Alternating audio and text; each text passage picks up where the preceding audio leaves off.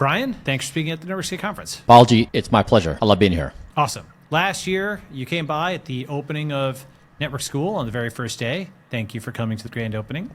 This year, we've moved very far. You've also come a long way. Blueprint has come very far, become a global movement. What's the summary of the last year, few years? It was initially a tsunami of hate, and then it went into this quasi-curiosity mode of what is this? Is this real? Is this sketch?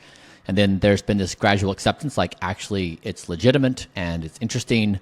The hate has tapered off substantially, and now it's really gone into a movement. The Netflix documentary was out in January.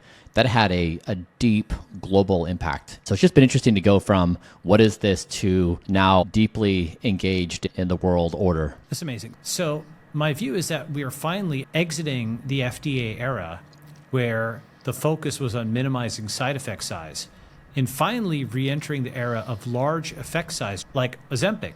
And so my thought is, A, we have all of these interventions on this side, and then B, we have all these jurisdictions on this side. And so what I want to do is offer $1 million longevity prize for the people who take these interventions and carry it all the way through to actually have them legal in these jurisdictions. And now they can do interesting things in bio. Let me know your thoughts. I agree with you entirely. What you're getting at the heart of it is, what is the system to create larger effect sizes?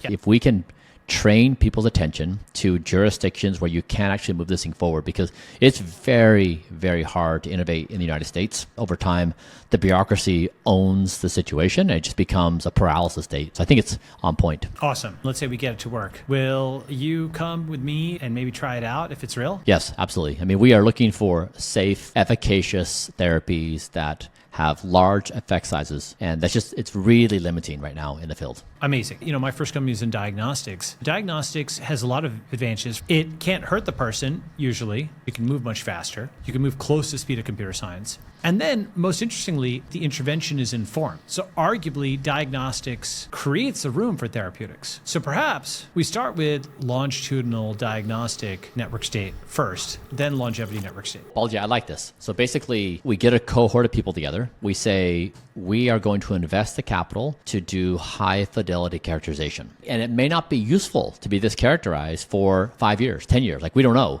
But we want this longitudinal characterization so that when we find things to trial, we have this time series longitudinal data. It gives us a better shot identifying what therapies we will be responsive to, what we won't be, and then see the off-target effects. And so probably a much better way. So yeah, then we need to go to these jurisdictions to figure out with that how we leverage fast track, safe, high effect size therapies. I like this as a path because it brings together the things people care about. All right, so we got a plan for the longitudinal network state towards the longevity network state. Thank you very much, Bryan.